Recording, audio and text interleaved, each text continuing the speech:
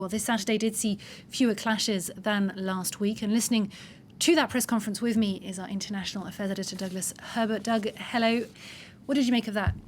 I think the French government is breathing a big sigh of relief this evening. They had warned on the eve of this of these demonstrations of what they said could be feared great violence, perhaps matching or even surpassing what we had seen last Saturday here in Paris, when it was the worst urban rioting that the country's really seen in decades. You have to go back to 1968, May 1968.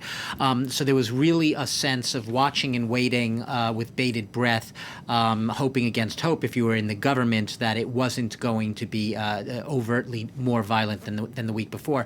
There was a massive rethink of police strategy this time around. Tens of thousands of more police deployed across France, but also more in Paris itself, and also bringing in more sort of military hardware, almost in a sense, not tanks, but armored vehicles, which really unseen in many, many years in Paris, borrowing them from the National Gendarmerie, which is one of the two sort of national police forces in France. So just seeing them on the streets, that showed a whole new strategy here.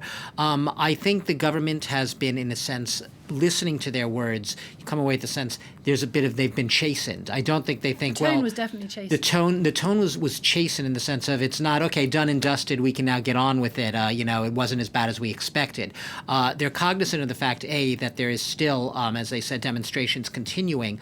And I was even seeing going on in the Twitter sphere while he was speaking, some people saying that in the provinces things are far from under control. In towns like Toulouse, there's still relatively there's some random acts of people going around causing disorder. So it's not under control, but it's much more under control than it had been a few hours ago, and it looks like things are winding down, at least here in the capital.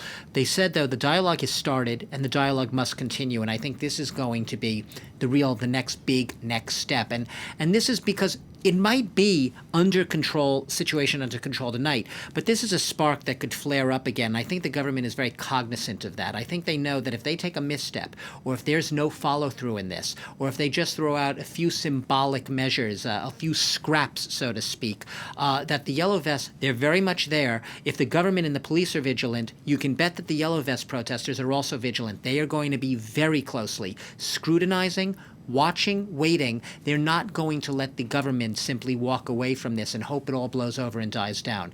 And I think on both sides, there's a sense of right now feeling the other one out, sort of trying to get a sense of where they're going and taking each side at its word right now. So we're going to be waiting, obviously, in the next couple of days for Emmanuel Macron himself to speak. He has been notably silent, and yet he is the one that has really been in the crosshairs of this movement, not the Prime Minister, Edouard Philippe. He's been the micromanager. He's been the one delegated to handle the day-to-day crisis management. It is Emmanuel Macron that the people want to hear from. It's Emmanuel Macron that the people want to see a change in his attitude, because it's not simply Emmanuel Macron's policies which have riled up these protesters. It's also his tone. It's his presidential image. It's how he projects himself. And people will be looking very closely in the coming days when he does address the French nation for a change in tone and a sort of sense that he, too, has been chastened by these events. And that's perhaps the key, because when they say that it's time now for dialogue, the issue hasn't changed. How do you talk to such a complex group of people? How do you do it? There had been a lot of this was organized over social media via Facebook posts. Some of it also fueled by misinformation, disinformation, conflicting information. There were almost as many, you could sometimes say, points of view among the Gilets jaunes as there were Gilets jaunes, yellow vests. They did not always speak in a unified voice. The one thing uniting them was a sense of absolute anger, resentment, and a sense that they do not want to continue with business as usual in terms of the economic and social policies that they feel have been imposed on them by a very distant central power, central authority here in Paris. That is one thing they can agree on. As far as right now, what their agenda is going to be going forward, I said there was something circulating on Facebook. It was a list of 25 demands of the Gilets jaunes, and it was called, the official list of demands. But, It wasn't an official list insofar as this was not an official movement. There was no leader. It was never politically affiliated. The irony being Emmanuel Macron himself swept to power on a movement that was never really a political party. It was unaffiliated, so to speak. It was a broad-based movement. So they shared that in common, ironically.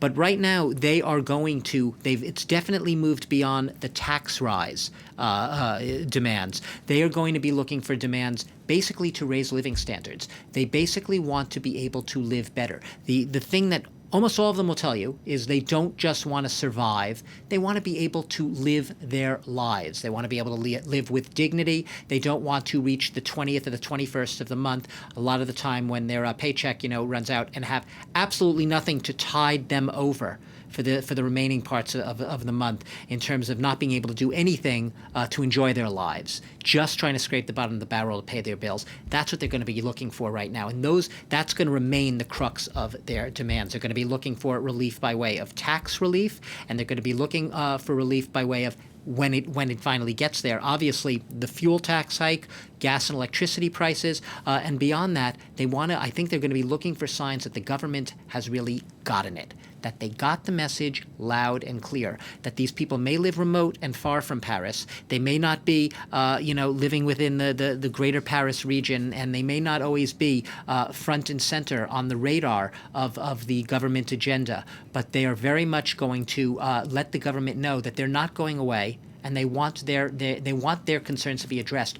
I'll just say one last thing. The moderate protesters, even the moderate ones, we're not talking about the radical fringe, we're not talking about the violent fringe. The moderate ones, a lot of them are still calling for dissolution of the National Assembly, of the lower house of Parliament, and calling for the resignation of Emmanuel Macron. Does that mean any of that's going to happen? Unlikely, perhaps, at this point, but that just gives you a sense. These are the moderate parts of the movement. So it shows that their demands remain very much front and center, and they are not going to drop those demands. They remain very, very, very strict demands, very serious demands, and this government's not off the hook by a long shot. And let me just ask you one last question. We've seen that there were fewer clashes this Saturday, that the violence was relatively less worrying than what we saw last week. Relatively. Yes. And again, once again, this is Paris. These are pockets of violence in Paris. Right. Isn't the whole of the country. Right. We heard two numbers there from the Interior Minister. One of them was 1,385 people arrested. That number, he said, is likely to go up. The other number is 125,000 yellow vest protesters. Does that mean that today was a success for both sides, and that perhaps that kind of makes a more positive backdrop for discussions going forward? You could say that it was a victory for both sides, because the vast majority of the yellow vest protesters were peaceful, and the vast majority of them made it known. And they've been, a lot of them, spokespeople for the movement or self-appointed spokespeople, have been going on French television networks all throughout the week talking about they are not about violence. They do not espouse the aims of those who have been the small minority that was violent last weekend. All they want to do is be able to protest peacefully to get their demands across.